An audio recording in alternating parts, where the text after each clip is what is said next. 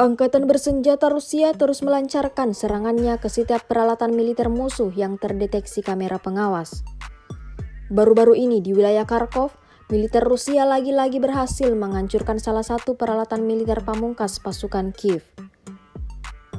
Rekamannya ramai beredar di media sosial Telegram pada Sabtu 11 Mei 2024.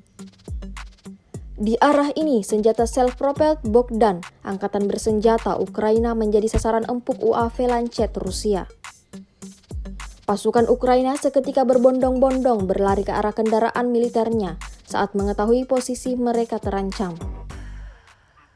Namun, alih-alih berhasil menyelamatkan diri, serangan susulan justru datang menghantam mereka, hingga terjadi ledakan dahsyat dan kebakaran hebat. Seperti yang terlihat dalam rekaman. Hingga video ini beredar, pasukan Moskow mengklaim serangannya memusnahkan semua yang ada di sana.